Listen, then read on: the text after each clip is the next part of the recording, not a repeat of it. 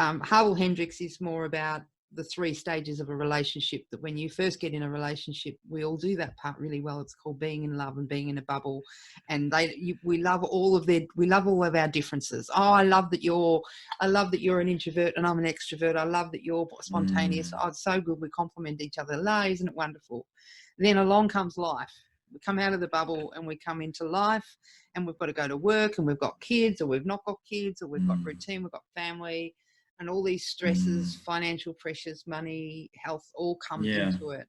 And like we talked about in the self-parent workshop, what happens is that we get triggered, and we go into this space of needing to worry about, well, what about my needs? So in the bubble, we're all about, each other. Aren't you beautiful? Yeah, I want to do everything for you. But then when we're stressed, we retreat back to our inner child, and we only care about our needs. But what about my needs? So you're saying, what about my needs? They're saying, what about my needs?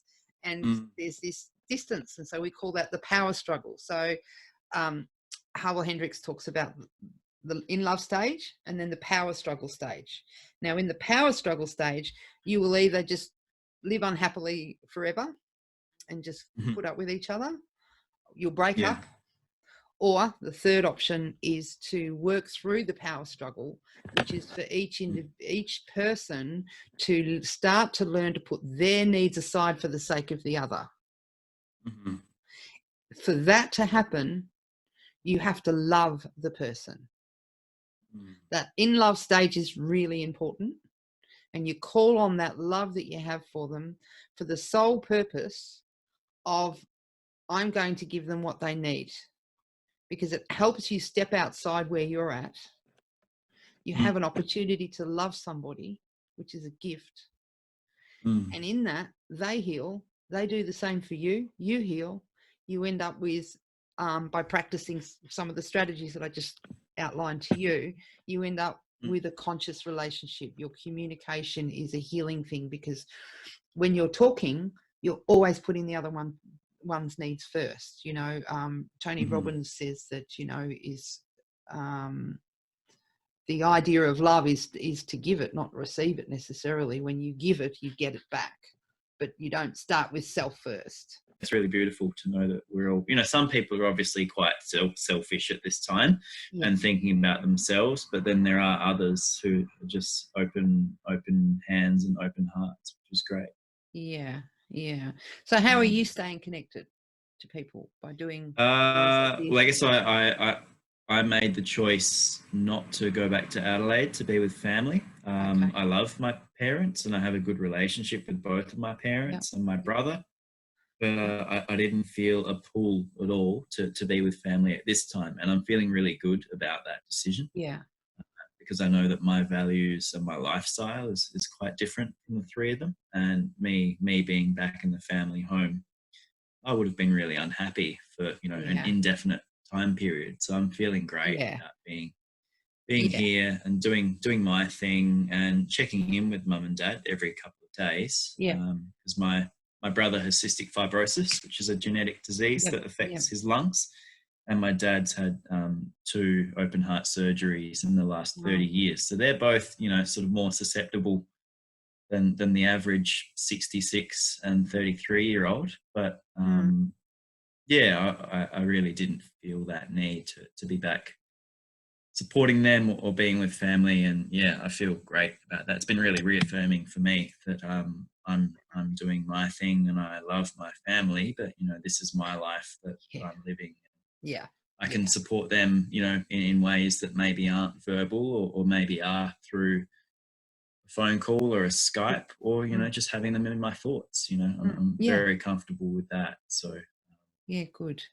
That's really it'd be interesting to see if that changes in 9 months, if this is still happening, or 12 months. But I think there'll be a natural tendency, even with the most toxic relationships, to miss people. Because they're not aligned. Let's not say toxic. They're not aligned with who we are and understanding of who we are.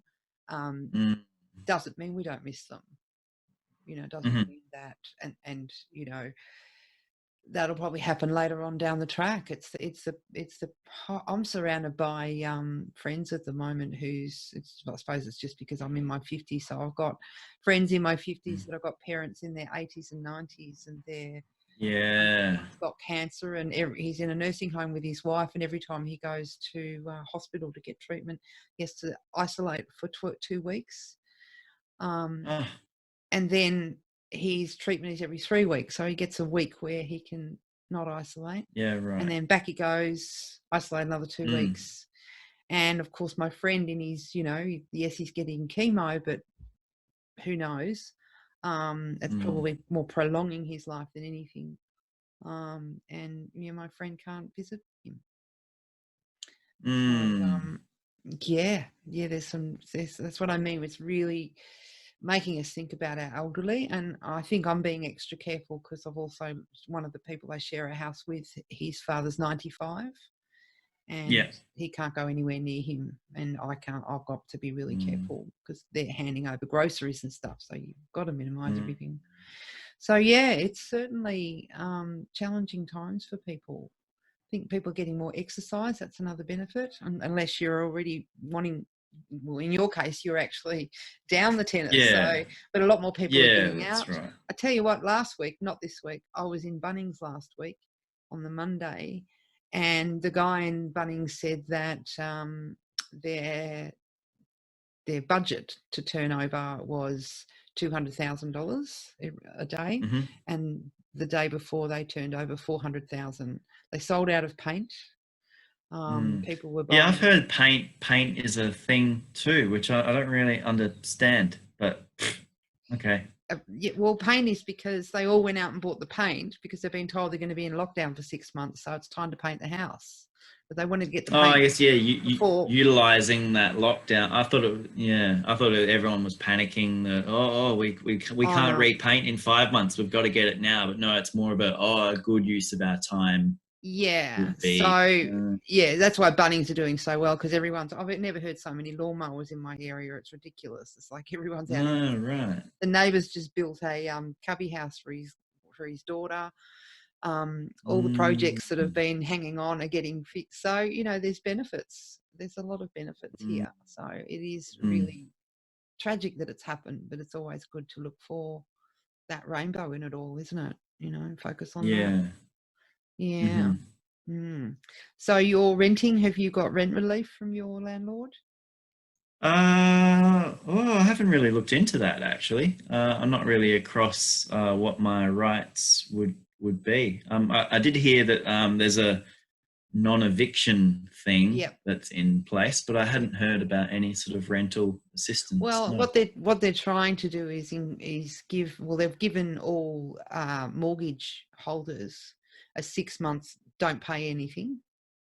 Right. So if you've got a mortgage, you don't have to pay your mortgage for 6 months.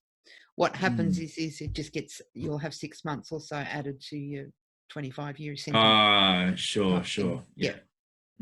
And what the landlords, what the people that have investment properties are supposed to do is pass that savings, if you like, onto tenants. Hasn't quite filtered down from the government yet, but interesting to note. Yeah. Interesting to note. Yes. Okay. Yeah. So, but you can't get evicted if you don't pay your rent. You can't get evicted. Yeah. But I think it's also important to not get behind on things as well. So. Yeah. Okay. I mean, I'm financially comfortable, but good to know that there is possible relief. So you've got enough or buoyancy? Generosity, really. Yeah, I think so. My cost of living is quite low. That's why I've been self-employed for a couple of years and not really working. Or I guess sometimes working full-time for a month or two and then having a few months of nothing coming through. So I live pretty, ebbs and flows of income, really, and getting used to that lifestyle after, I think I had 2.5 years when I graduated from uni. I had full-time work, about sort of 35 to 40 hours a week, and then got away from that and have adjusted to that sort of lifestyle. My microphone was playing up when you were telling me what you do. Can you go through that again? now that it's All right, happened? so I'm a landscape architect with my own Oh, business. So okay. I work for other landscape architects remotely when they need an extra hand. Yeah. Um, Oh, so wow. I'm sort of reliant on them coming to me, but at the Hmm. same time, I don't want to be working full time in the industry. So that's the compromise that I'm making. Yeah. Yeah. So is there likely to be any work in the next 6 months? I mean, it's a I think self-isolating it'll. type job. Yeah, I think work won't stop coming through for my clients, Mm. but it will probably slow down because I think councils and landscape architecture offices will still be running Yeah. because most of the workers can work from home, Yeah. but it might just slow things down a bit. So I don't think financially I'm going to find a. I'm definitely not going to struggle, which is Yeah. a good. Yeah. Mm, That's good. mm, That's good. Yeah. I've got mm. a couple of clients that I do business strategies with. Right. And I've got one big client actually who, funnily enough, he helps people work remotely. That's his specialty. Oh wow. And so, yeah, it's been interesting because this is right in his pocket. He's actually got really busy because he's helping people's businesses set up from home. Mm. And so, Oh wow. he's also assured me with that he's buoyant for 6 months. So, and I'm just going to spend some time promoting my book. I haven't had a chance to do that yet, so I'm just going to do that. Mm. And I just really Hmm. want to connect with people and make sure everyone's doing well, because I realized how stressful some homes could be, especially with kids. I'm really passionate Yeah. about. Apparently the police said that domestic violence has gone up, and it's great that the government's, Oh yeah, wow. well, there's Okay. no footy to get rid of your angst anymore. Yeah, true. What are We the live in a men going to culture be where doing that's, to? yeah, yeah. Mm. So and stresses have gone up, so you know that's a Mm. problem. And there's a lot that little things that people can do that live with each other. And it's just give appreciation when you're in a Mm. confined space. For, I mean, if you get along with your housemate, it's really great, but it's still no reason to implement um, some strategies like just appreciate them, and just be Mm. conscious and spend time and listen to them. And when you actually take the time to be present with somebody and give them your conscious attention, the Mm. appreciation they feel, and the safer they feel. This is what I was talking about in the self-parent. It's about being safe with unsafe people, but to learn how to make those distinctions and help people Yeah. be safe around you. And Mm. if you want to be safe around someone else, be safe for them. Yeah. Be Yeah. a safe place for them, because then they will feel safe around you. If you're being unsafe, if you're around an unsafe person, for instance, let's just say you're around an unsafe person, Mm. you're less likely to provide safety for them. Yeah. You're more likely to be defensive, right? Yeah. Right. So if you're around someone that provides safety for you, then you'll feel safer. Yeah. So I think it's our Mm. job as individuals to, when we come to them, is to give up an unconscious vibe that I'm a safe person. And the ways Mm. you do that is by making them feel really important and feel really valued and feel really appreciated, and listen with both ears, one mouth, two ears, as they say. Yeah. And do that. And then what happens is they feel safer around you, and then they'll Mm. relax and be less defensive, and then they won't take, there's no guarantee on all of this. I'm just talking about lessening Yeah. it, Mm. and putting in strategies to lessen that. So yeah, good Mm. good opportunity for people to challenge themselves and how they communicate. I think that's a really good thing to do. So you could practice some of that, being conscious Yeah. with your It is a real trigger of mine when people, I meet up with friends or family and they just rattle off what they've been up to, and I just want to get to the core of, you know, what they're actually feeling and what's real for them. And but they're just stuck on the surface level, and then I end up just getting frustrated and maybe not reaching out to them as much anymore, because I just want to have that connection. But I think it's also about me asking the questions that I want to answer and ask too. It's not just me wishing that they were different. I think I've got to That's actually right. Have you heard of instigate. NLP?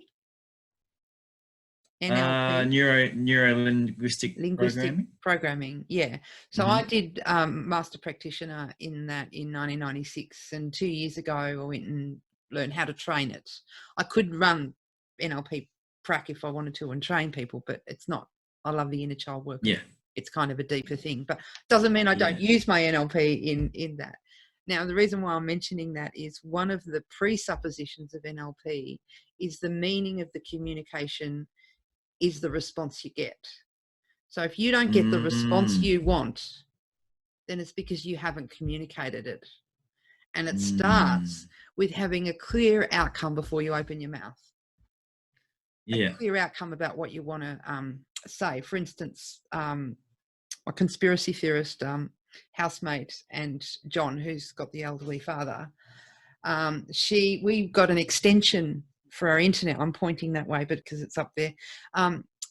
For our internet, so we could have the internet in the backyard, and it comes up on the phone as 5G, and she was spitting it because she thought 5G technology was there, and there's a lot of theory around that. Not sure about it just yet, but anyway, she was having it, and she was turning the internet, the extension off at the PowerPoint all the time, and so the internet wasn't working. It's like, why isn't the internet working? She's turned it off, turn it on, turn it on, and John got really upset, and he ended up, you know, spatting it at her and having a go at her for turning it off. And then she had a spat at him, and it all got pretty ugly at one point. And net, right? Two grown adults in their 50s having a go at each other. It's great fun. But anyway, and John was talking about it to me, and I just said, well, what was your outcome when you said stop doing it? He said, oh, to get her to stop doing it. I said, no, that wasn't your outcome. I said, be honest. Your outcome is you wanted to have a go at her. That was your outcome. Because if your outcome was to stop her from doing it, your communication would have been very, very different to her. Yeah. So when she finally approached, because I waited for her to approach me because it didn't affect me that much, but she approached me. No, I approached her. That's right. I finally got around to approach her. I said, hey, you know how you keep turning the internet off? And so I just got curious. It's always good to start with curiosity. Seek first to understand. So I said, why is it that you think that it's bad? And so she said, 5G technology and it's radio microwaves, and it all sounded really realistic. And I said, well, that's all very well. I said, I just want to tell you about the modem that's up there. It's not 5G. It's called 5G because it's ready for 5G, but we don't have 5G yet. So we're not got 5G. There's no 5G up there. I said, you know how you plug in an extension cord to get the vacuum cleaner down to your car? She said, yeah. I said, well, that extension that's out there is like an extension cord. It's just, you've got no problem with the modem being in the lounge room near the telly? She said, no. I said, well, that's just an extension cord to the modem. I said, and the other thing is when you turn it off at night and I go to bed, and I'm like, because I can't get the internet, the modem's too far away, so I need the extension for my room. I said, when I hop into bed, and I think it was winter when I was saying this, I said, I hop into bed and I'm all snuggle, and I turn on my phone or my laptop or my iPad, and I want to have a look, and there's no internet. I have to get out of bed, have to put my shoes on, go out in the rain, and I have to switch that switch. And I said, so it's really inconvenient for me. And she said, okay, I'll stop doing it. Did I ask her to do it? She got there herself, because my outcome was to get her there. My outcome was for her to take ownership of the decision that she was making and for her to change it, rather than me telling her what to do. And I needed to take my time with the communication. So I find living with a conspiracy theorist really good for my communication, because it really challenges me needing to get through her opinions and her way of life. So so having a clear outcome of what it is you want from whatever communication you're going to have. And then all of your communication starts lining up with that. But if your outcome is, and when I really drilled John about it, his outcome was he just was really angry and he wanted to let it out. I said, well, you achieved that. But what you didn't achieve is the internet going off. So the meaning of your communication is the response you get. That's great. Yeah.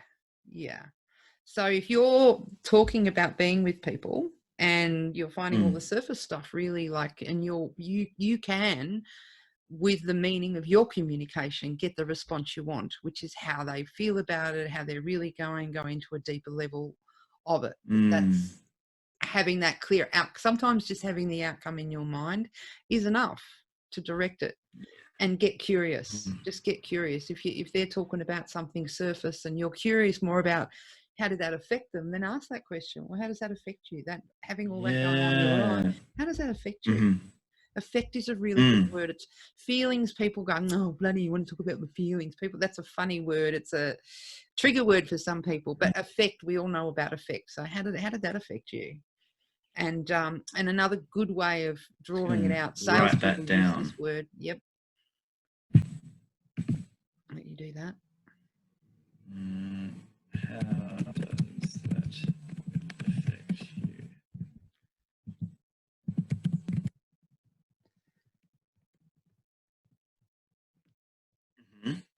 Cool. Yeah. And the other good word to use in communication is benefits.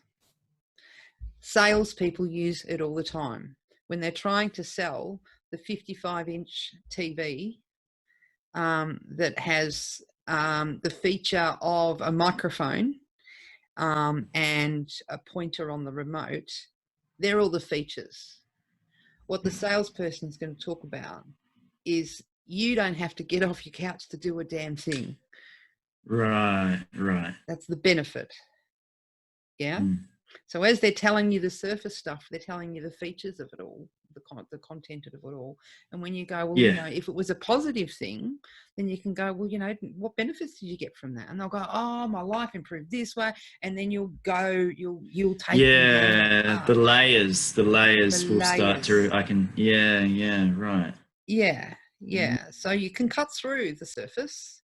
You can cut through the surface. So, look, you've got a lot of time on your hands. Do some research on language. The meaning of the communication is the response you get, on how to, and also about outcome communication as well, how to get the right outcome that you want from even just communication. Yeah, right. I mean, I feel like I'd rather talk for an hour about one thing than to converse with someone for an hour about 20 things, really. What the Kardashians did last week. Yeah. Absolutely. Yeah. So that's, my son, because he's obviously grown up with me. He's turned 28 last week. I was writing a letter to my sister-in-law, and it was really important that I got it right. And I was a bit emotional about the letter that I needed to write. And I showed him. I said, have a look at this. And he's read it, and he's gone, Mum, what's the outcome you want? And I'm going, oh. What's your outcome? And I'm like, I forgot about that bit. So, as we know, when emotions get in the way, it blocks our ability to think straight.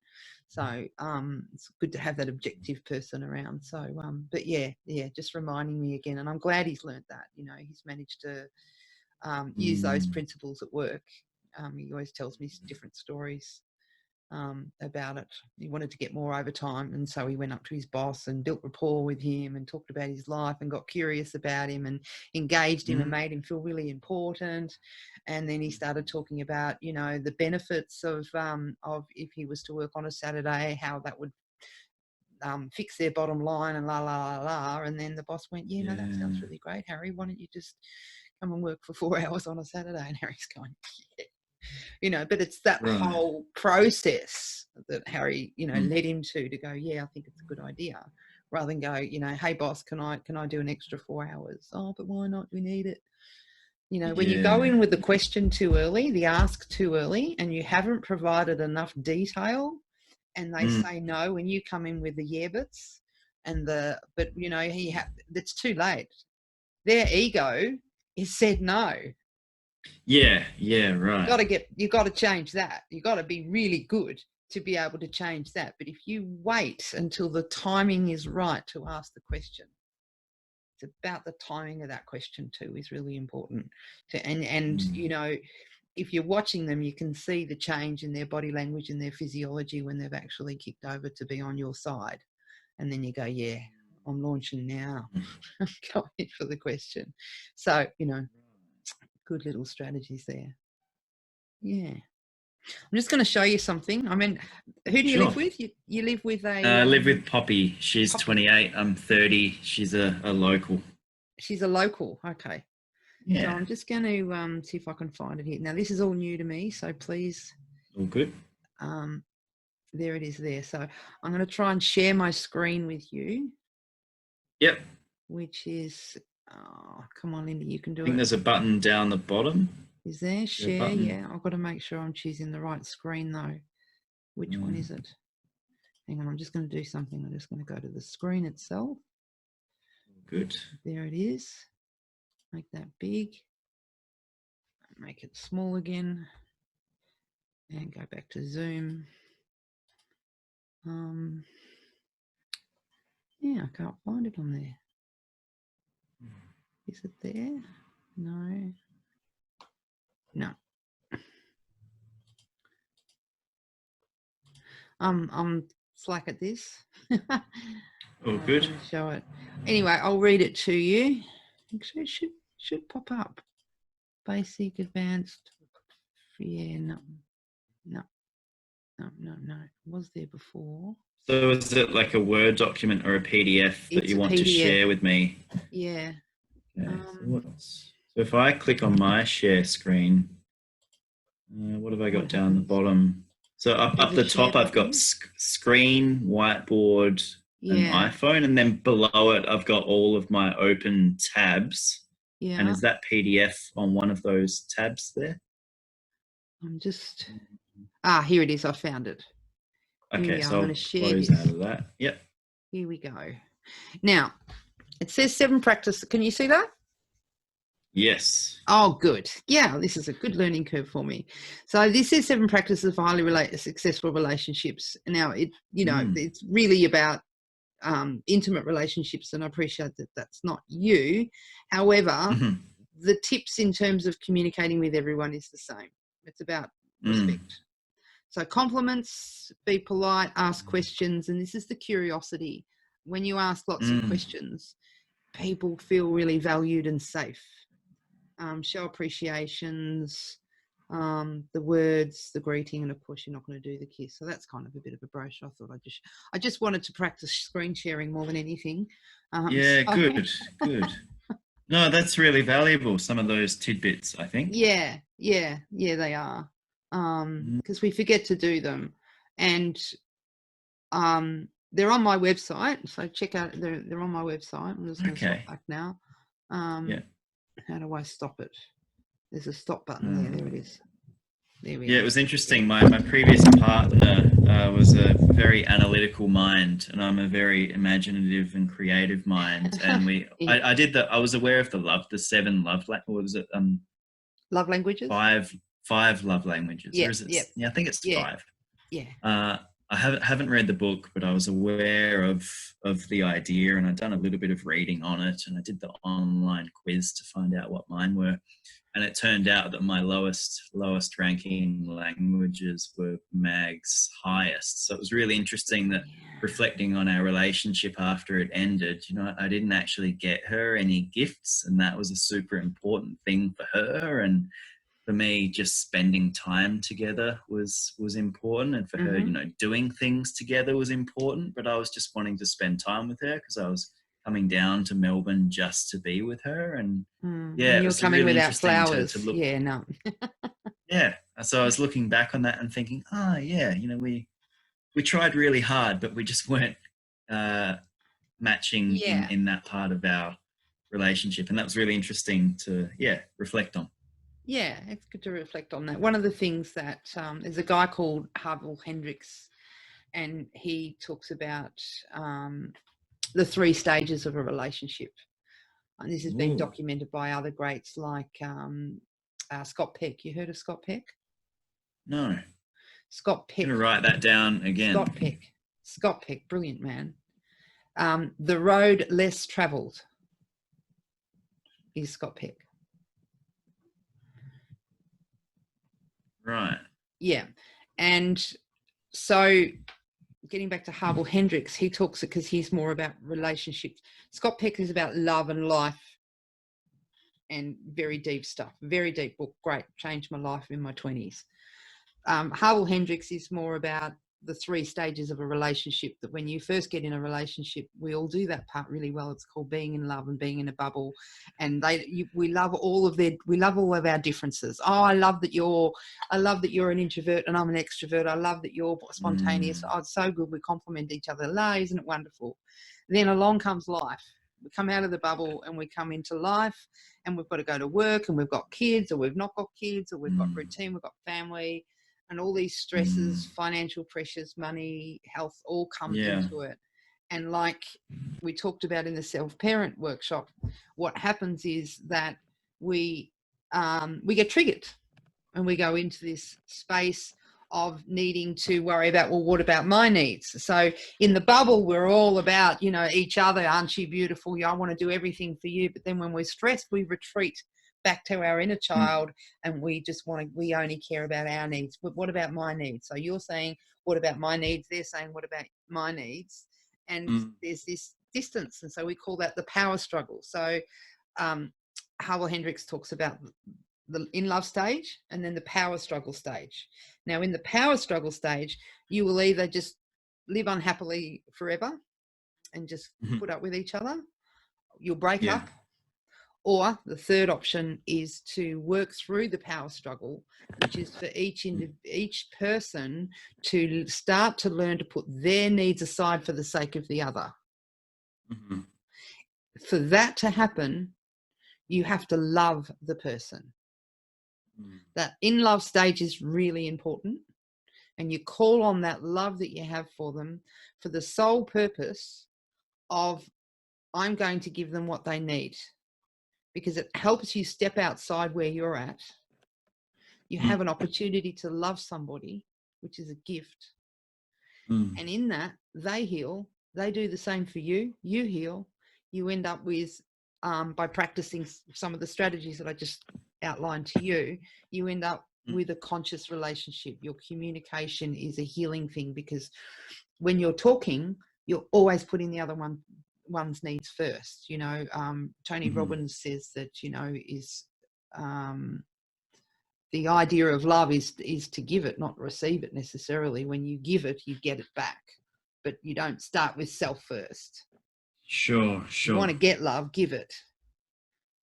I didn't realize that Tony Robbins talked about love at all. Okay, I need to really give him some more of my attention. Because I had some personal trainer and fitness friends who are heavily into his work, and maybe I just made a judgment early on that he was. Yeah. Okay, you want to know about him? You want to know about him? Netflix. You got Netflix?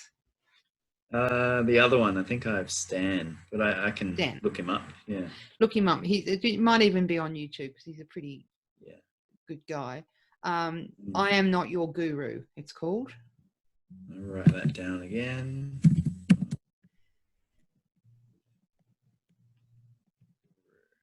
Right. I Am Not Your Guru. It's a movie. Well worth a watch. It's a doco about, they follow him around in his work. He's an extraordinary man. Yeah, I've worked with him lots. I've met him personally. I've crewed for him. And he would have to be the most compassionate guy. And when I say compassion, I'm talking about that 4 stages that we talked about, where he is actually giving his love to heal another. He's incredible at it. He's a beautiful man. So I'm Not Your Guru is worth a watch. Right. Really worth a watch. Yeah. So that's the other thing I think about this time that we're in now, is it's a great opportunity for people to grow. to people to we've got the time to take to get to know each other a bit better and be a bit more tolerant. I think you know we can spend our time doing that, reading and learning. I'm going to eventually do an online course on the 6 human needs, so that's work in progress. So stay tuned. Great to hear. And so that was that partly the reason for setting up these sessions in the next month as a bit of a practice and figure out what content to put in. This is why this is all clunky and you're the only one that showed up. So thank you, Scott. Is because this is a learning curve, and I was just and you know, a colleague said to me yesterday, you know, you probably need to spend a little more time on your branding, and I'm going. But Dave, people are out there now needing help. You know, I want them to be able to reach out to me. I don't want everything to be perfect. I don't want it to be that. Yeah. This is just, you know, an opportunity to get people to come together if they want and talk about what's stressing them. So, you know, I thank you for coming today, Scott. Thank you. And I think the clunk with this is I did it on Eventbrite, and I don't think Eventbrite's the platform for webinars. Yeah, you might. Yeah, maybe a social media. Or, I don't really know, but I came across it by absolute chance. I think. I think I sent you an email. I think I sent you an email with an Eventbrite. Oh, okay, right. Yeah, right. Yeah. So, So I think I'll just do it on Facebook and do it the old, the old way that everyone does it, not through Eventbrite. Eventbrite, I think, is more for and I did see on Eventbrite that I could set it up as a webinar as opposed to an event, even though on an event in Eventbrite you can link it to something live, but to create a webinar on Eventbrite you need subscription. You start having to pay money. That sounds unnecessary for me. Because on Zoom, all I need to access the meditation that Kate hosts is a link to the event, and then if I know the time that it's happening. So I guess that's what I eventually got through on an email to you was that link, and you clicked on it, and there you were. So that's good. All right, I'll let you go. Scott, thanks for hanging out with me for an hour. That was fun. No, thank you for sharing all of that knowledge. I'm going to follow up on those little tidbits for sure, because I'm really intrigued. Yeah, cool. But no, I think things are going really well here. I had one low moment on Sunday where I was just a bit grumpy, and because I guess this lockdown, these restrictions, it's someone else telling me what I can and can't do. I don't like that. And I just finally after a week, I was a bit down about that, but I managed to lift that. And, things are going good, but I'm sure there'll be many other slumps along the way. Yeah, I'll just quickly tell you a story, because remember I said I've shared with you my mum. Anyway, so last week my daughter rings me in tears. She's pregnant. She's an ambo, so she's not on the front line now, luckily, because she's pregnant, but she understands the danger and the seriousness of this. She rings me in tears and says that, Grandma's just rang. She wanted to take me to Spotlight. I said, no, I can't go because I'm self-isolating. She argued with that and came back and said, well, I'll come and visit you tomorrow. Now, initially, my daughter said, yeah, but then she said, no, I don't think it's a good idea. I really think. And my mum, the true person that she is, bullied her way and said, that's nonsense. I'm your grandmother. I'm coming whether you like it or not, and hung up. So Alex has rang me going, I don't want her to come over. And, I felt like ringing my mum up immediately and just bawling her out, because you've hurt my cub. Don't hurt my cubs. Please don't hurt my cubs. So, but Alex was really upset, and I thought, well, this is a great opportunity for her. And I let her have a bit of a cry. I let her express it because it needed to come out. She'd had it all vented up. And so I said, let's take Grandma's feelings out of this, because no matter what you do, she's going to throw a tantrum. And I said, let's look at why you're deciding to self-isolate. Because I'm pregnant, because her husband is a fireman, because it's dangerous, because Grandma's old and we shouldn't be. And as she's talking, I could feel like she was speaking from her throat when she was crying. And the more she talked about her why, the voice was coming right down from the bottom of her gut, and she's going, because I need to do this for me. And so it was a real, she was in her body, she was owning the decision, and she was standing strong in that, and this is what I need to do, and no one can visit. And I thought, great, she's where she needs to be now. And I said, now let's bring in grandma's feelings. Do they matter? And she said, no, they don't. I said, good. She's going to throw a tantrum. She's going to get upset. She can do what, she might not talk to you for 6 months. All these things are possible, but you have no control over those. What you do have control over is what you decide for your life, your baby, and your husband. And that is to self-isolate. She said, I think I'll text her. And I said, well, I think that's better that you do it, because you've got to stand up for yourself. It'll make you resilient. And I said to my daughter, I said, I thank my mum every day for making me as resilient as I am. So this is an opportunity for you to be resilient against grandma, because this won't be the first time. It's not been the first time, and it's not going to be the last time. So she sent her a text and said, you know, please don't come over. I love you. Did all of the love and made her feel important stuff.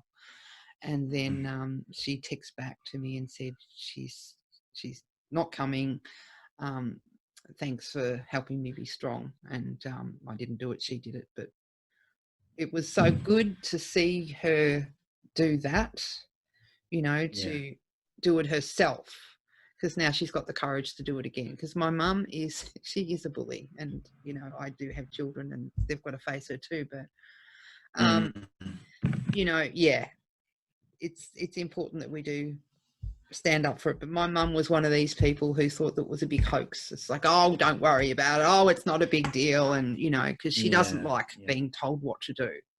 She doesn't like that, but she's okay now. She's conforming. So that's good. So yeah, all right, Scott, I'll let you get on with your day, whatever that means. Go watch Netflix or Stan, or catch up with the news, or chat with you. I think getting outdoors might be on my cards. That's it. Yeah, I think I might take my dog for a walk. I think she'd appreciate that very much. So thanks for talking. I'm going to have another go on Wednesday. This up. Yeah, I'm having another go next Wednesday. Hopefully I'll be able to get the word out better than I have this time. So I really appreciate you hanging out with me. I'll see you later. No problem. It's been really great to see you. This is great. See you. Absolutely. Yeah. All right. Might see you next week. See ya. Look forward to it. Bye.